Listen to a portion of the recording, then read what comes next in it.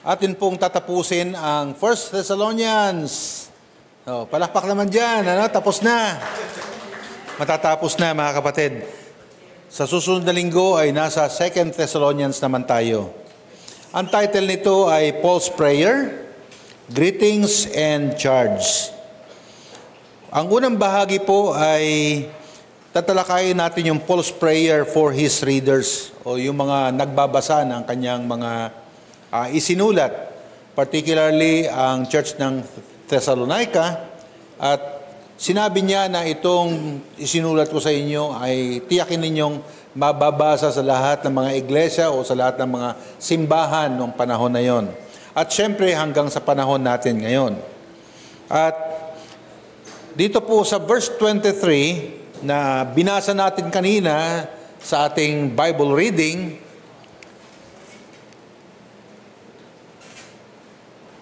ang sabi ni Pablo ay, basahin po natin ang verse 23, "And the very God of peace sanctify you wholly, and I pray God your Holy Spirit."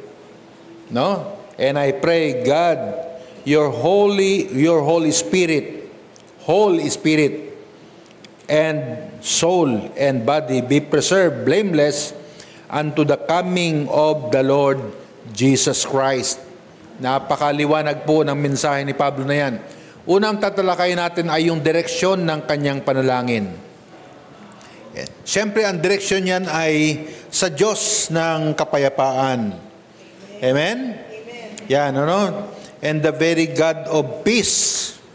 No, yun po ang direksyon ng kanyang panalangin. God, the God of peace, is the one who enables this transformation, encompassing their spirit, soul, and spirit. Siyempre, dapat kapag tayo nanalangin, niyayakap natin ang Diyos ng kapayapaan. Because anyway, yan ang commodity na masyadong mahirap nang matagpuan sa panahon natin ngayon. Kahit na maraming mga naitayong mga magagandang lugar para puntahan, para magkaroon tayo ng, sabi nating, privacy, no?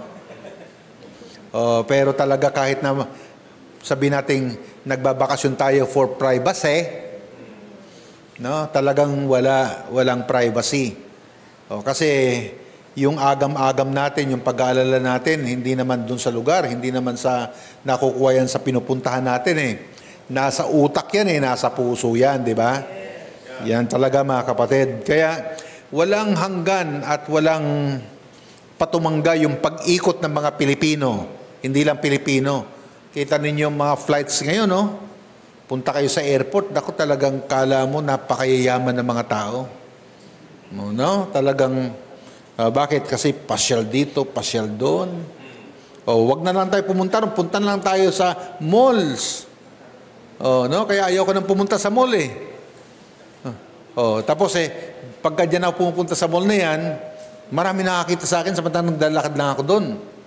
Yung ginagawa ko, sa mall na lang na iba pumupunta ako. Para walang nakakita sa akin.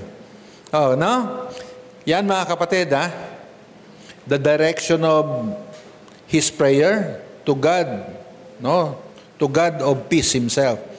Okay? And the purpose of his prayer, ano ang layunin? Sanctify you wholly. Yan po yung layunin.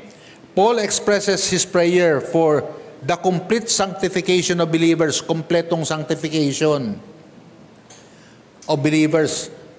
Pagka pinag-usapan natin ang sanctification, yan ay tumutukoy sa ating kabanalan. No, yung magiging hiwalay tayo sa sanglibutan. Nahihintuan natin yung mga pinagagawa nating hindi nagbibigay ng kalwalatian sa ating Panginoon. Amen? No, yan, kabanalan yan.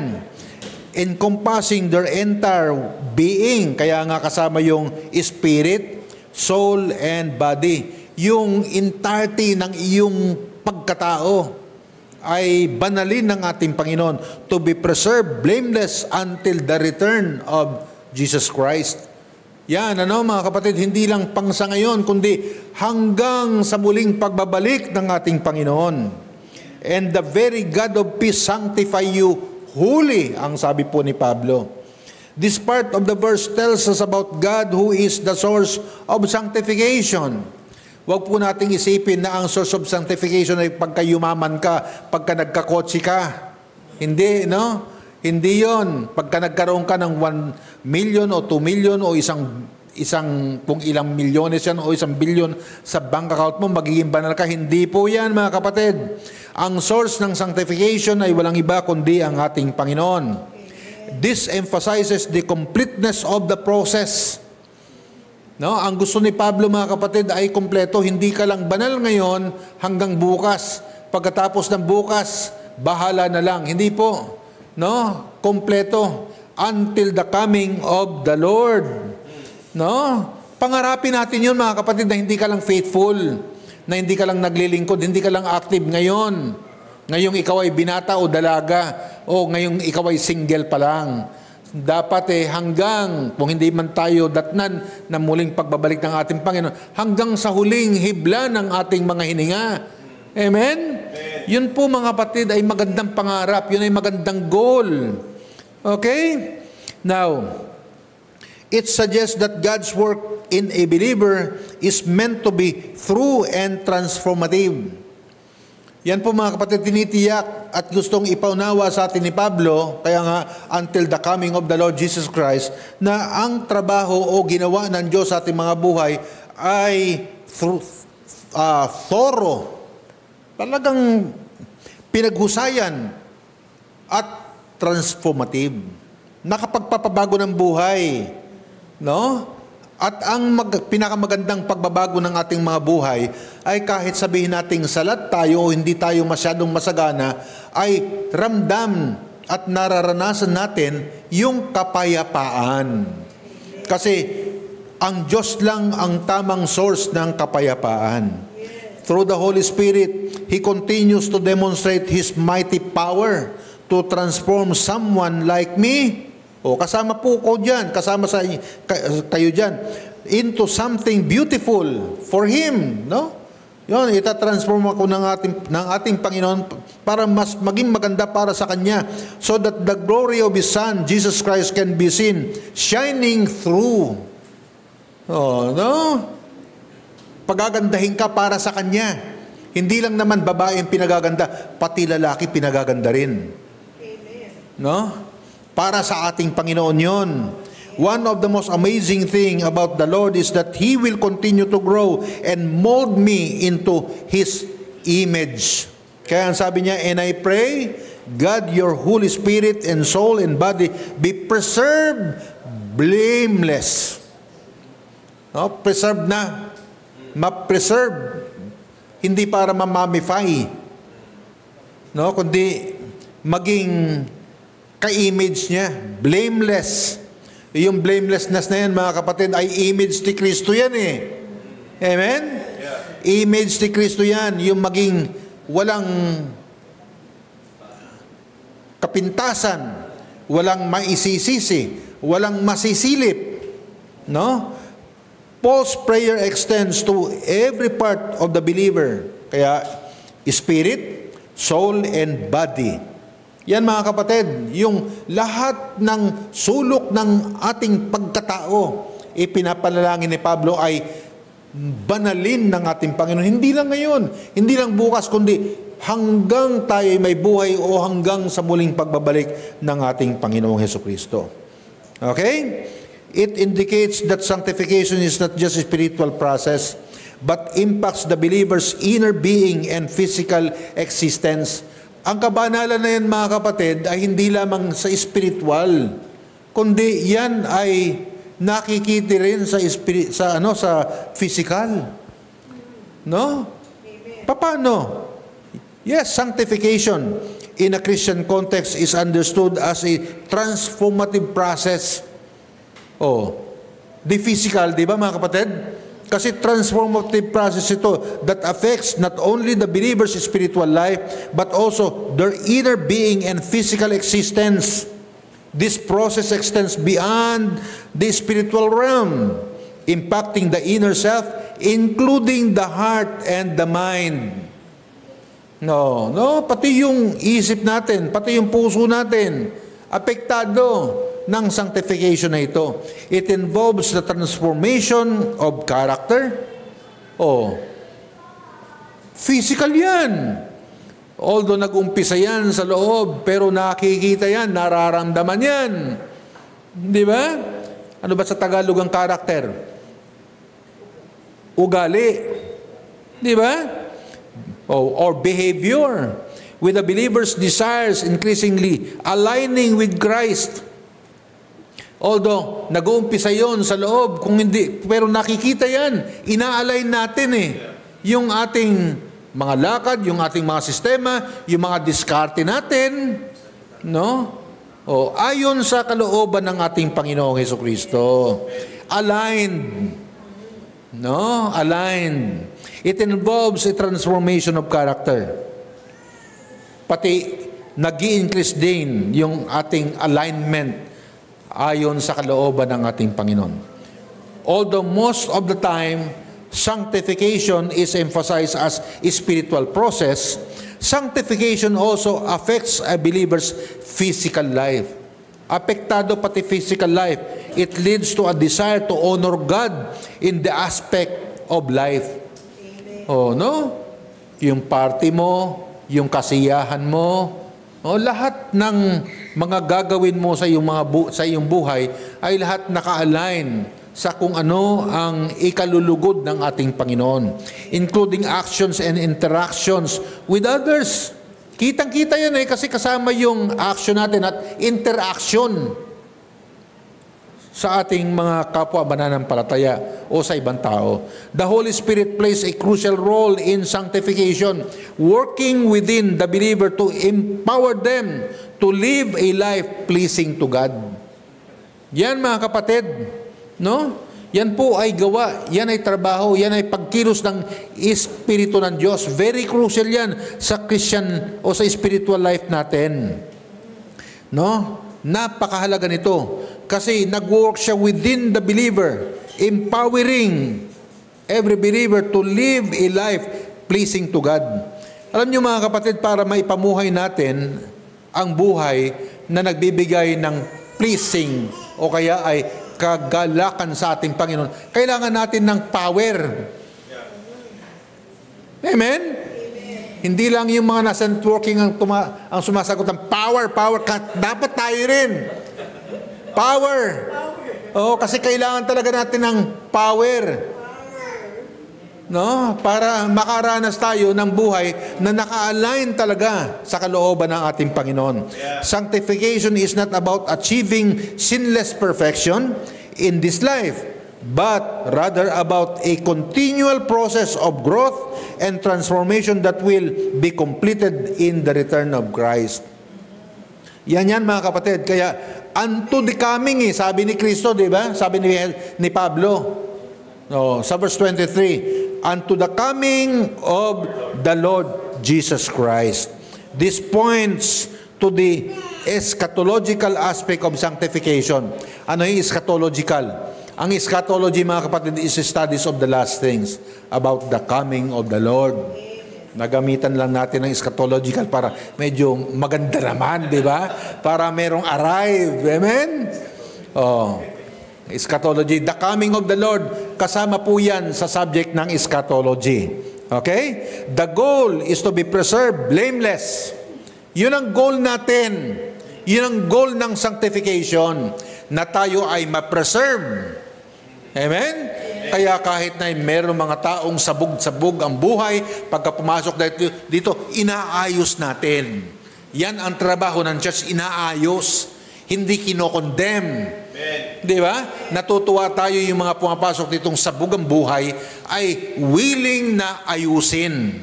Sapagkat ang sanctification, mga kapatid, ay project ng pag-aayos ng buhay. Pagpapaganda ba? Di ba mga kapatid? Yun po yun. Kaya yung goal natin, yan ang kaisa-isang goal natin sa ating buhay, na tayo ay ma-preserve blameless until the coming of the Lord, signifying that sanctification is a lifelong process, with a final culmination at the coming of the Lord. Yan po mga kapatid, ang final culmination yan. Kasama ako sa culmination na yan. No? That when the Lord comes, kasama ako.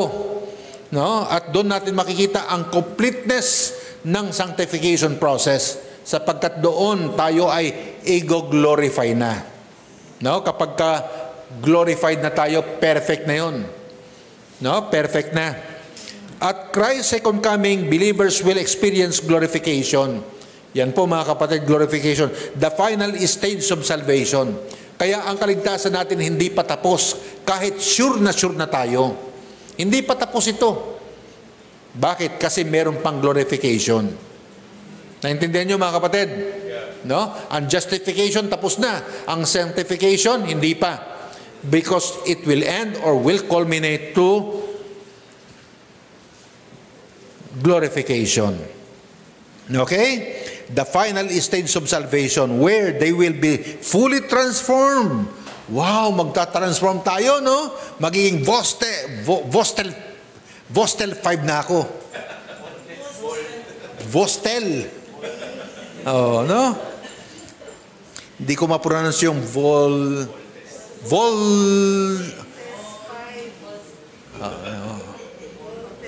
bahala kayo sa buhay nyo. Yun yung effect no? Apektuhan ako, hindi ko ma-pronounce lahat ng mga gusto kong sabihin. Pero kahit na, there will be a time that I will be transformed. Amen.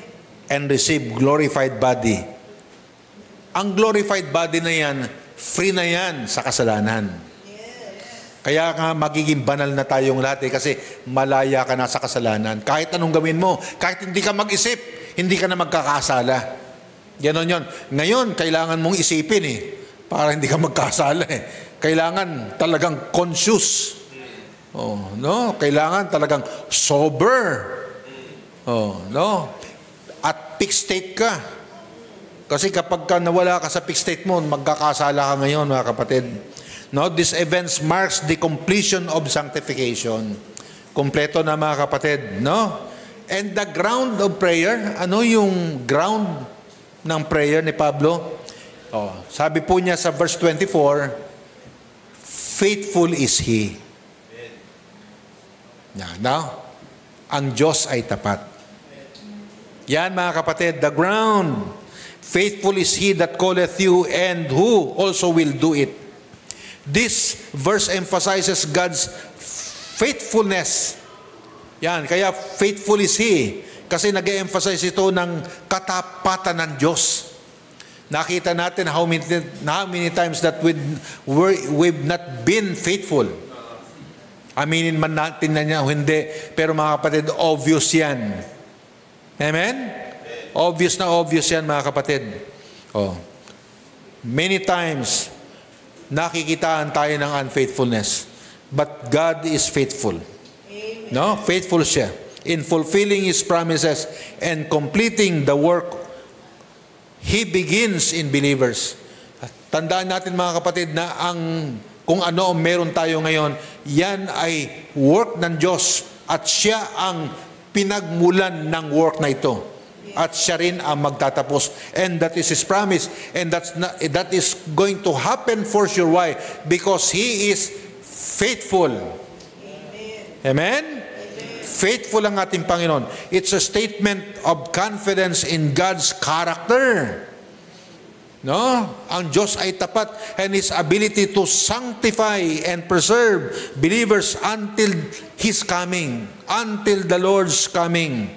Faithful is He that calleth you. Oh, no? Sabi po, the ground is faithful is He. Ituloy natin. Sabi rito, faithful is He that calleth you. No? Amen. This emphasizes God's character. Yes. No? Ipinakikita, sinasalamin dito yung character ng Diyos. He is trustworthy and reliable. Yes. Amen. Ipinakikita rito mga kapatid ang napakalayo at napakalaking contrast natin sa Diyos na no matter how faithful we are, there are times that we can be not trustworthy. Di ba? Kahit faithful tayo, kuminsan kakikitaan ka rin ng untrustworthiness o unreliability. Pero sa Diyos, mga kapatid, kahit minsan, never siyang magiging untrustworthy. Siya ay laging trustworthy, lagi siyang reliable, especially in keeping His promises and calling people to salvation. Faithful ang ating Panginoon. Faithful is He. Can you say it? Faithful is He. No. Yes. And this faithful God is the one who called you. No? Who also will do it. Tuloy natin, no? Who also will do it. He will not only call people to Himself. It speaks of God's ability to act. Di ba? Ability ng Diyos yan eh. Amen. Tiyak na tiyak. Who will also do it.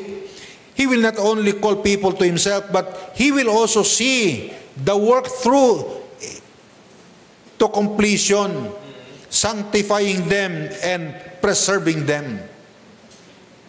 Mangyayari ito, na ipe-preserve ka niya, isa-sanctify ka niya. Amen. Yan ay kanyang pangako. This is a passage where Paul says, tingnan, medyo tigilan muna natin yan. Nakita natin kung gaano kagulo kuminsan at kalikot yung buhay ng ilan sa atin dito. Lahat tayo rito. Di ba? That even the pastor, even a good friend, even a good sister, or a mother or a father, doubt eh. Nagdududa tayo sa isa di ba? Because of what we see. Pero sa kabila niyan, mga kapatid, hindi ka iiwanan ng Diyos kahit na sabog-sabog ang buhay mo. Amen. Kahit na ituwid na natin, sumasabog pa rin, hindi ka pa rin papabayaan ng Panginoon. Yes. Di ba? Masyado lang tayong malikot masyado tayong nagmamadali. Gusto natin, ngayon na! Sanctify ka na, mag-glorify ka na, ngayon na! Hindi po talaga kasi ganun yun. Ang glorification natin is when the Lord comes back. Amen. Hindi po ngayon. No? Kahit tayo, nagdududa sa isa't isa kapag kaminsan. Di ba? Totoo po yan eh. Pero mga kapatid, He will also see that work through to completion, sanctifying them and preserving them. Sanctifying us and preserving us. Kahit na ganito tayo. Ilang beses na tayo nag-backslide. Ilang beses na ilang taon na. No, merong mga kapatid, ilang buwan na hindi mo makikita sa church eh. Hindi mo nga alam kung ano nang ginagawa nila di ba? Without. Pinag-uusap-usapan nga ninyo sila, di ba? Kayo lang, hindi ako kasama ron. Pero isang araw, di ba, they show up. Tapos, parang magbabawi sila, di ba? Because the Lord is not finished yet. Yes. You are in the process of sanctification. Di ba? Gusto mong pong pangalanan natin di ba? Talagang ganun mga kapatid. Kailangan talaga natin magpasensyahan dito pagdating natin sa buhay ng bawat isa.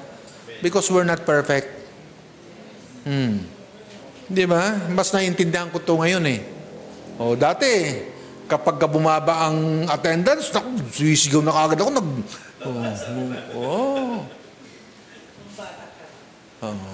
Buti na lang pinarealize sa akin ng Panginoon na kailangan mo talagang pagpasensyahan yan, mga yan.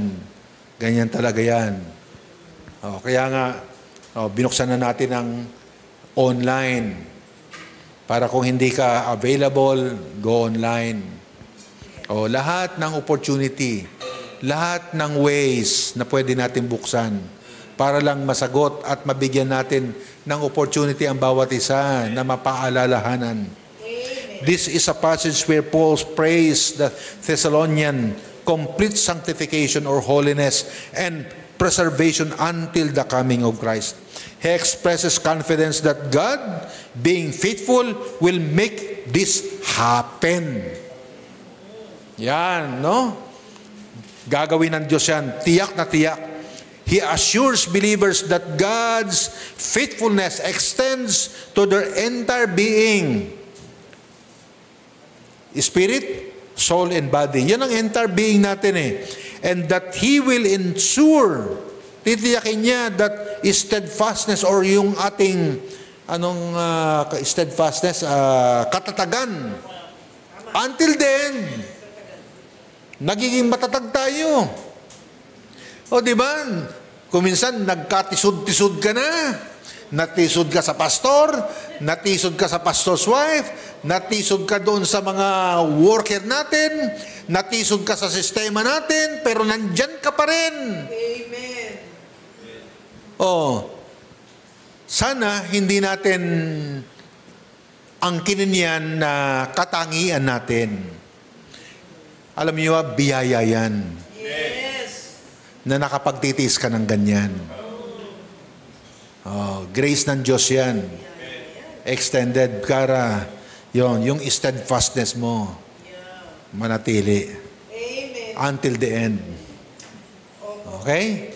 At yung request naman ni Pablo sa verse 25. Very simple. No? Very simple na request. Anong request niya? Verse 25. Pray for us. No?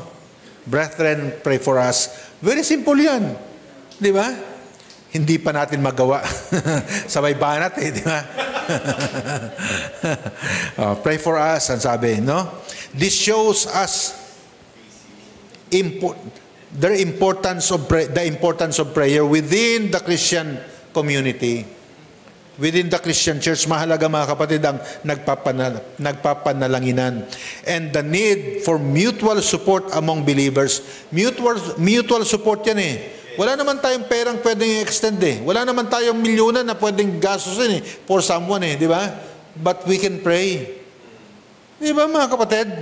At kuminsan, pwede naman tayong manalangin, ipinagkakait pa natin. Paul specifically asked the prayer for himself and his ministry that even those in leadership roles need the prayers of others.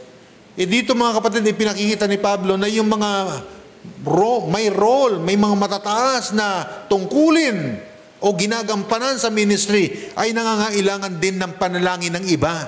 Yes. Kuminsan mga kapatid, we have the tendency makikita natin yung pastor o kaya yung mga kasama ng pastor na sila yung mga superpower.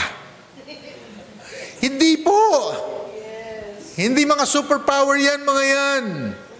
Kailangan din nila ng panalangin natin.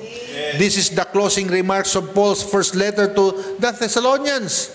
Dito siya nagsasara mga kapatid. He had just shared the important teaching and now, in a personal way, ask for their prayers. Dito siya nagtatapos. Pray for us.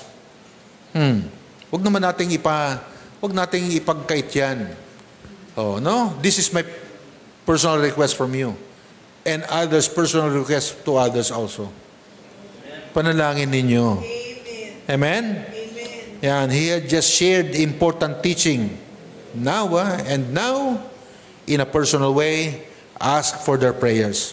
Napakahalagang turo ito mga kapatid. No? Napakaiksi niyan, pray for us, pero napakahalagang turo. Sobrang halaga na pwede nating gampanan. No? Every day. Konti lang, every hour. Mga kapatid, wag nating ipagkait. He had just shared, important teaching. This simple phrase, pray for us, is a powerful request for intercessory prayer. Powerful request ito. No?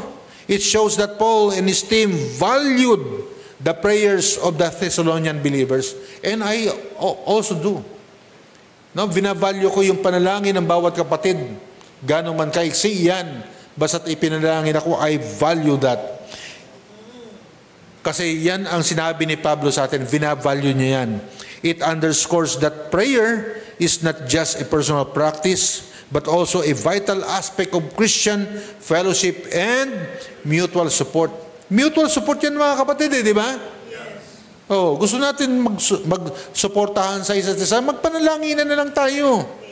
Kung hihingan ka naman ng tulong, wala ka namang ibibigay. Oh, my goodness, panalangin na lang, wala ka pang ibibigay. Ano ba naman yan? Kaya natin. Paul acknowledged that even those who are serving the Lord need the prayers of others to be effective in their work. Yan ang sinasabi ni Pablo rito. Ina-acknowledge niya yung mga nagsuserve sa ating Panginoon. Mga nagsuserve sa mga mabibigat na mga gawain. Mga missionaries. They went to other countries. Hindi para magbakasyon, but to serve. Oo. And learn their languages. Learn their culture there. Oo. Naging missionary rin ako ng mahabang panahon. Hindi nga lang overseas, kundi dito sa local. Ang hirap mga kapatid. Punta ako sa Kabanatuan. I was 26 years old. Story sa Kabanatuan. Pinakain ako nung yung kulay pink na bulok. Hindi bulok yun. Masarap yun mga kapatid. Buro. Buro. Pinakain ako. Kasi talagang paborito nila. Kumain ako. Nung nagmimisyon ako sa Kabanatuan, ang pera ko ay tama-tama lang papunta at pauwi. Pagka nahulugan ako ng 25, tapos ka na.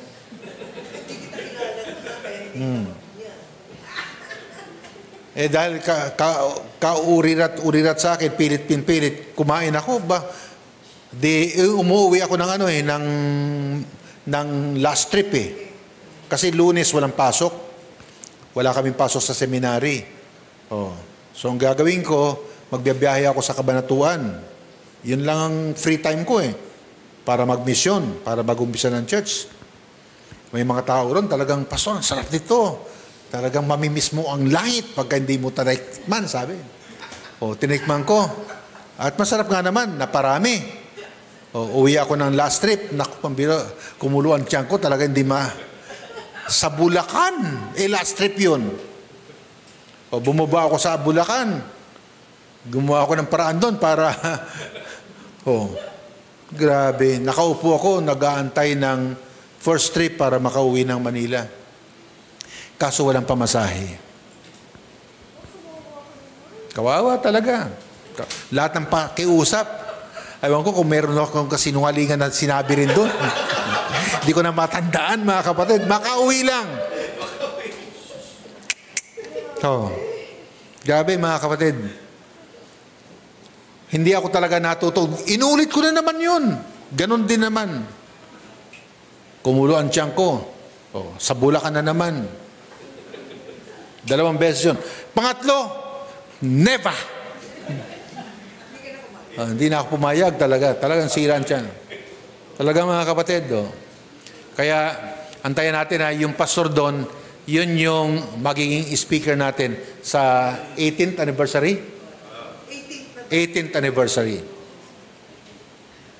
Grabe yun, 23 years old pa lang ako noon. Hindi ko pa kilala si Ellen. Talaga, buti nga, hindi ko kilala. No? Grabe mga kapatid. Kaya kailangan natin ng panalangin. Kasi hindi ninyo alam kung ano ang pinagdadaanan ng bawat isa, lalo na yung mga naglilingkod sa Panginoon.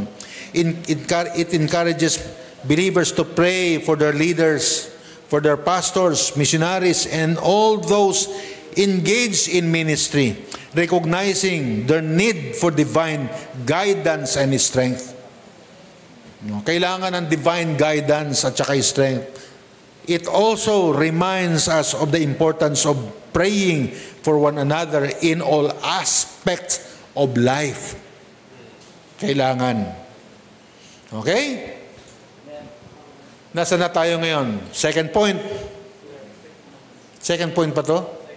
Second point. Paul's greetings and charge. Yung first point natin, sobrang haba nun. Yung second point, maiksi naman baka, mahaba na naman to. Hindi po. Maiksi lang to. Sabi niya sa verse 26, Hindi, third point na yata to. Third point na. Paul's greetings and charge. Paul's greetings and charge. Ito na katapusan. Matatapos na yung kanyang sulat. Sabi niya dito sa verses 26 hanggang 28, greet all the brethren with an holy kiss. I charge you by the Lord that this epistle be read unto all the holy brethren. The grace of our Lord Jesus Christ be with you. Amen. Paul includes his letter with a series of final instruction and blessings. Although ito ay huling-huli na, ending na ito, nagbigay siya dito ng final instructions niya. Tatlo yung final instructions niya. Number 1, he instructs them to greet all the brothers and sisters with a holy kiss, emphasizing unity and love within the church community.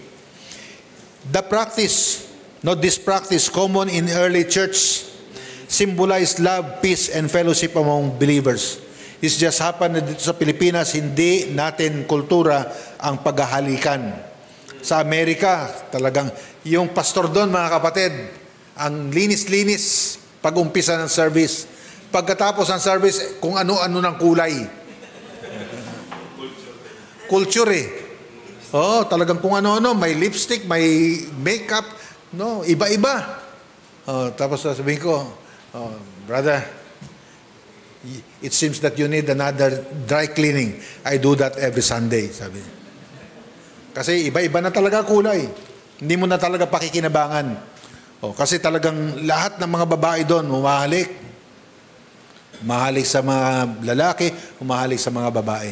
Gusto ko practice natin dito eh. Hindi po yan kultura rito. Okay? Kultura yan sa mga Hudyo.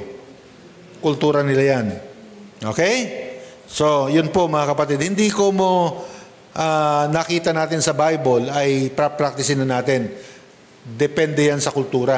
Kaya pinapaliwanag natin. At ang pangalawang instruction, he then solemnly charges them in the Lord to have the letter read to all the brethren, ensuring the message is widely disseminated.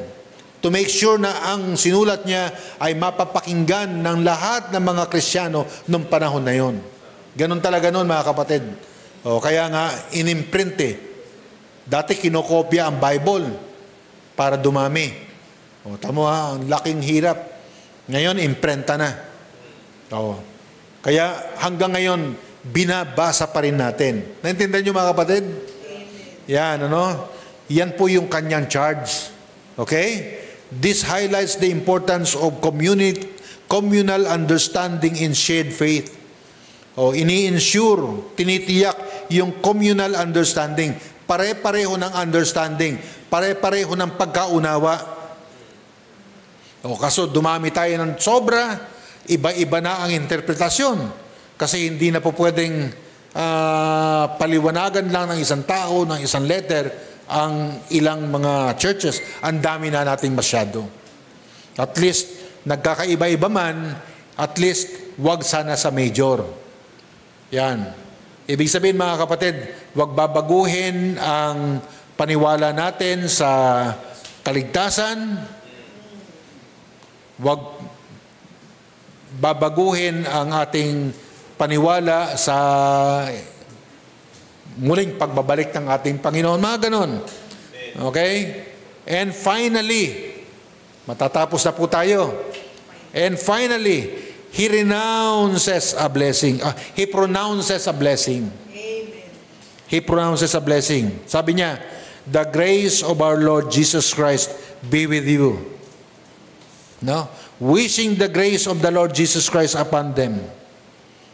Kaya sabi ni Pablo, the grace of our Lord Jesus Christ be with you is a prayer of God's favor and presence to be with the believers. Amen. Yan. Napakaganda mga kapatid. Amen? Diyan niya po tinatapos. Sabi niya, the grace of our Lord Jesus Christ be with you. Yan ay panalangin ni Pablo na ang biyaya ng Panginoon at ang pabor ng Diyos ay maging present sa lahat ng mananampalataya.